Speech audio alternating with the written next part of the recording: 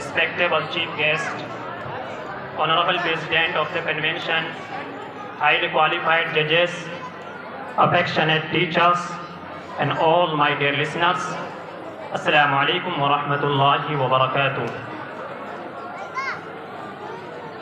In this gathering, I would like to shed some light on the sacrifices of Indian Muslims from clutches of the English. Dear audience, the onslaught of Europe on India started with the Portuguese pirates in 17th century, but it was heightened when the Englishmen of East India Company, disguised as traders, established bases with an eye on India's wealth and land.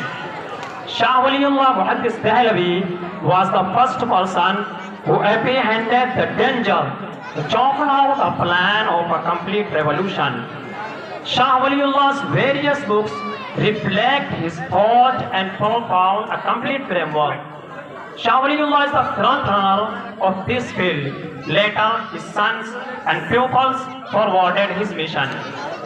Meanwhile, the company began to expand its area. It resulted in a fierce fire between the company and Siraj-ud-Dawla in Plassey, Bengal in 1757.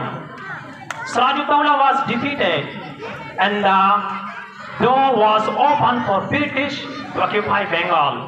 Afterwards, Hyder Ali and his son Tipu Sultan stood up to stop English step in southern India. But the ground was not prepared for the second round. Dear audience, this campaign suffered a major setback due to internal treachery, and Tipu was marched out fighting in Seringapatam in 1979. Dear audience, as you know, Maulana Abul Kalam Azad was the hero of India's independence. Through his writing and particularly his historical newspapers, he heated the subcontinent with warm slogans of freedom. He headed the Congress Party, especially in the most crucial time of independence, of freedom struggle during the World War II and afterwards. Shah Abdul Aziz, who was observing the situation very carefully, issued a fatwa saying that India has turned into a Darul Harb, non-Muslim country. Muslims must wage war against the British.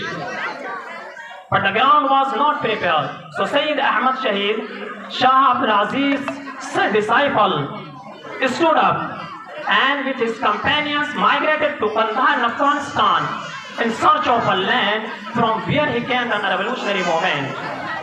Unfortunately, the greatest militant movement of this subcontinent suffered a major setback due to internal treachery and sedition of Afghans.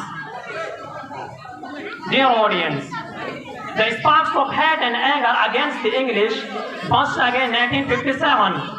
This time, it was not a mutiny of a group, but a mass revolt against the English throughout the country. In Shamli, Indians revolted in the leadership of Haji Imdadullah while they were fighting in Lucknow and Faizabad under the command of Begum Nawab and Maulana Ahmadullah Sahab.